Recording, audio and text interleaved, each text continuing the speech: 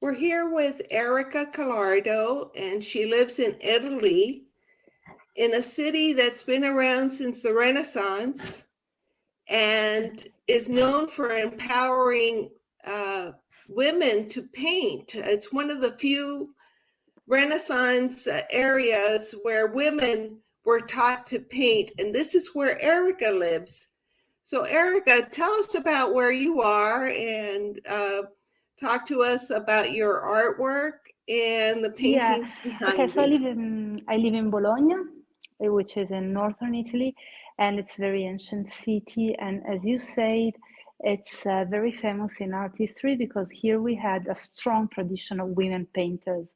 So starting from Lavinia Fontana, she's one of the very first professional female painters in history, and then so many others.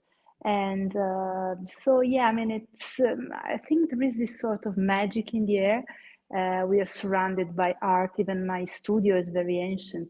It dates back to maybe the 1600s. So, yeah, the environment is very prolific for figurative art. Okay, especially this kind of a bit darkish and classic style. And would you describe that to be your style as well? Um, I mean, of course, since I'm painting now, my style is a fortiori contemporary. On the other hand, I feel that I'm strongly influenced by the past and what I see around me. I mean, you should come to Bologna. I mean, it's like walking into a museum art-wise. So, of course, I mean, the colors of the buildings and paintings everywhere, and this is strongly influencing my style too. So yeah, I can see traces of the past in my own work, and yeah. So you're trying to be a little bit more contemporary with your artwork. You're trying to bring in the past and mix it in with the present. So tell I us mean, about your process. yeah, I mean, I'm basically what I do. I try to be myself and to express myself in my work, of course. And I'm very eclectic. So, for instance, I have a bachelor in philosophy and a doctorate, a PhD in mathematical logic.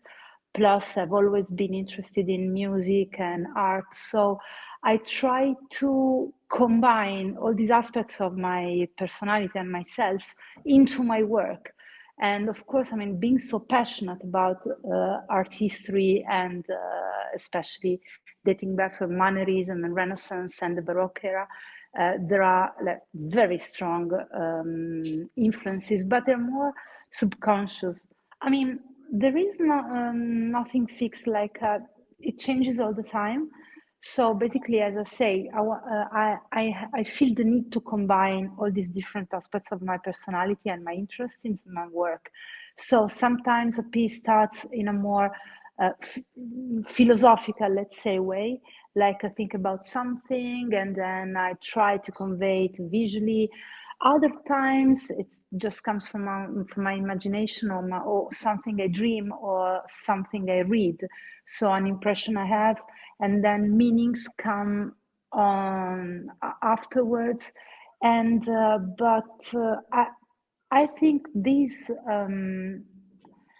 way of painting is what works best for me. I live in a world of stories. I'm constantly reading, listening to audiobooks, and watching films, going around. So I'm surrounded by stories and narrative of all sorts. So sometimes I don't even realize how an idea comes to my mind. I have like a vision. It can come from a song or a movie, a painting I saw. And starting from there, a whole world starts to develop. And usually I understand why and some of the reasons why I painted a certain subject only months after I completed the painting. As a figurative artist who paints a lot of nudes, Yes. which cause a problem with social media. Oh my God, yes. So Yeah, I mean, this is very, I really don't like it because I paint nudes, especially because a theme I'm very fond of is femininity, motherhood, the possibility of generating life. I mean, since I am a mother myself, so I felt it on my body, and since I felt it in my body, a new life growing, I understood. I felt the urge to paint these women, empowered women, in their generative energy and our power. Okay, so for me, the nude is just a way of talking, speaking about philosophy somehow, and of the power of women. So I don't see anything. I really hate when social media and other people try to sexualize the nudes and the naked body, because I don't feel there's nothing wrong with it. I mean, it's art and it's been around since centuries. How has motherhood changed your career? Everything changed and nothing changed really. I mean, for me, I'm a completely different person. No, no, not really. Um, yeah, I'm different. I'm different because it's something really important that happens to you, especially to me as a woman. And okay, work-wise, everything is the same. So I keep painting and doing my job. My job is painting, so everything stays the same. But since I have Mario, I've discovered a whole new dimension of feelings, something I never thought I could feel. I mean, it's really, you can't compare it with anything else. Plus the experience of generating something, like generating life with my own body. It was so overwhelming that I feel the urge of both glorifying the power of women to generate life, and to paint over and over my son Mario. Like, I want to go through this whole process of recreating him over and over again. So it really influenced my style.